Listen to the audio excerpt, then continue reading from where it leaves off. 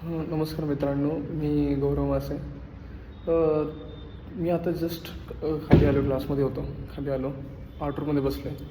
तर मी हा विचार करत होतो की मी जेवढा वेळ स्कूलमध्ये देतो आहे, म्हणजे स्कूलमध्ये जेवढं काम देतात आपल्याला, विदिन टाईममध्ये संपवायला सांगतात, एखादी गोष्ट आपल्याला टार्गेट देतात, आपण ती गोष्ट संपवायला पूर्ण पूर्ण एफर्ट्स टाकतो.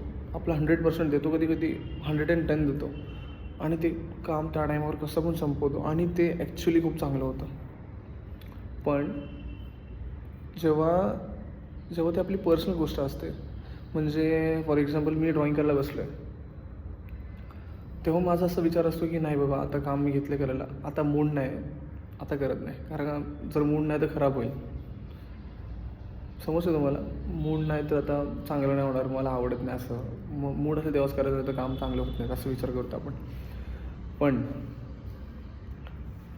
तेच कामं जर शाळेमध्ये केली आपण, तेव्हा अंडर प्रेशर करतो, तेव्हा आपण करायला लागतो आणि विचार करतो की नाही, संपवायचंच आहे काही पण, आणि ते त्याचा आउटकम खूप चांगला असतो.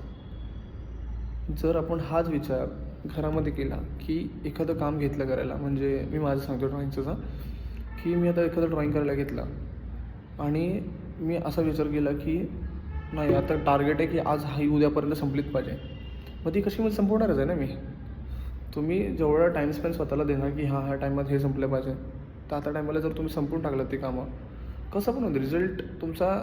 तुम्हाला धपाधप करायचंच आहे, ती कामं उडवायचीच आहेत कशी पण, ती संपवून टाका. एकदा का सवय लागली, समजा तशीच तुम्ही कामं 4-5 तरी केलात ना, एका बॉडीला म्हणजे एका पर्सनला ती एक हॅबिट होते. तुम्हाला ती हॅबिट क्रिएट करायची आहे.